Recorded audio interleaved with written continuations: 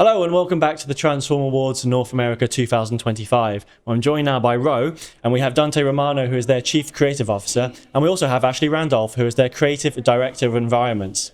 Now, these guys have been shortlisted for 7 categories tonight with just the one client, but it's a really interesting one, so I'm quite excited to get into that. And it's, of course, for Yum Brands, and you guys were creating their spin-off brand for KFC called Saucy. Really interesting project and potentially, revolutionary. We'll see what happens. But perhaps you could tell me a little bit about the client, Yum Brands. So anyone who doesn't know, who are they, and what was the brief that they gave to you guys in the first place? Yeah. One of the biggest restaurant companies in North America, globally as well. Own a lot of brands from Taco Bell to Kentucky Fried Chicken, old nostalgic American brands that we all know and love and grew up with. The brief for this project was to think a little differently and really develop a brand that speaks to the younger demographic, the younger consumer, Gen Z specifically. And the work that we presented to you guys is very much in line with that. So that case study that we presented to you guys kind of reflects the intention of use of color, the name itself, all sorts of things that kind of helped resonate with that client and bring it to life. Awesome. And tell me about the actual strategy itself and how it did really speak to that Gen Z audience.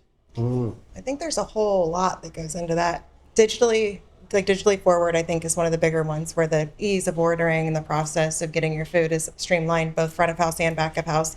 But beyond that, kind of putting the vibes on display, to steal a Gen Z word, where we use really bold use of color, serious concentrations of it, unique forms and lighting to kind of bring all that to life. Tell me about the signature sauces. Obviously, that's a big part of the project. How did that kind of inform the design itself? No, man, in a few ways, I think that was, that's one of those nuggets. If there's 11 unique sauces based off the heritage of the 11 unique herbs and spices of the KFC parent brand. Other than that, they really kind of, the culinary team did wonders in bringing those flavors to life. So the flavor profiles are drastically different. I think the way we celebrate them on the menu and bringing those to life in photography is very unique and different than what you typically see in that industry across the board. So I think from graphic design, the way we talk about them, the way we photograph them, all of that kind of is a bit different than what you've seen typically in the restaurant world.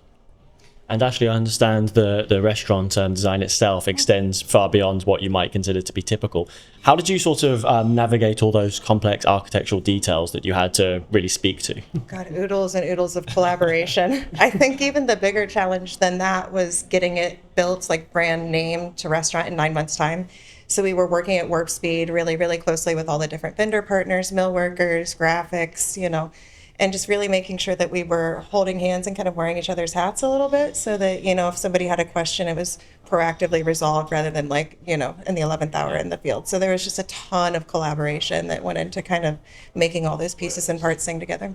Basically a ton of work. Yeah. And tell me a little bit about the results as well, sort of how has it been received both internally and externally? Yeah, extremely well received. I think we went into a test market in Florida. We've only had one location open this year. We're now on track to open 13 more far in 2026, and more to come on top of that. But holistically, very well received, and I think they're seeing numbers that are trending upwards. Mm-hmm. So I think the consumers also kind of, the world we live in with TikTok and social media, I think those channels are kind of accepting it, and we've really tapped into that from a marketing standpoint as well. So yeah, we're just excited to see. It's a little bit unknown. There's a big question mark, and we're still kind of navigating it ourselves. I think, interestingly enough, the concept was built for Gen Z, but we've seen just as many, older generations engaging and really doing repeat visits and participating in social as well, which has been super interesting. Well, that's fantastic to hear, Dante, Ashley. Thank you so much for your time and best of luck tonight. Thanks so much.